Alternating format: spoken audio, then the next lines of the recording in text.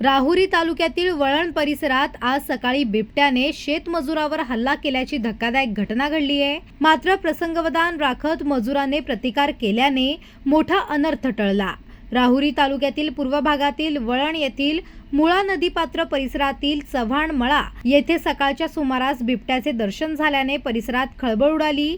यावेळी जवळच मच्छीमारी करत असलेल्या जालिंदर पवार या आदिवासी मजुरावर बिबट्याने अचानक झेप घेत हल्ला केला। मात्र जालिंदर पवार यांनी प्रसंगवधान राखत हातातील काठीने प्रतिकार केल्याने बिबट्या तेथून पळून गेला। या झटापटीत बिबट्याच्या नख्याने पवार जखमी झाले असून त्यांना पुढील उपचारासाठी रुग्णालयात दाखल करण्यात आले। दरम्यान मुळा नदीपात्र परिसरात बिबट्याचा मुक्त संचार असल्याने नागरिकांमध्ये भीतीचे वातावरण निर्माण झाले आहे। त्यामुळे वन विभागाने तातडीने पिंजरा लावून बिबट्याचा बंदोबस्त करावा अशी मागणी स्थानिक नागरिकांकडून करण्यात येत आहे।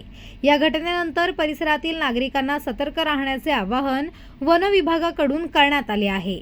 एकदम तिथे ना माणसं बिनसं ओरडत होते चव्हाणाच्या मळ्यात, म्हणून मी पुलावून पाठवली उतरतो तिथं जॉबिंगला मी गेलो तिथं त्यांच्या त्या बारीक मुलं ते वारडा चालू होता ना, त्या टायमाला त्यानं काय केलं, झेप घातली माझ्यावर। झेप घातल्यावर मग मी त्याला एक दांडा बसवलं ते डोक्यावरून आता तिरका पडला, मग खाली या साईडला तिरका पडल्यावर मग पळाला त्याचा जीव घेऊ, पण तरी एक डोपाटी बसवली त्याला।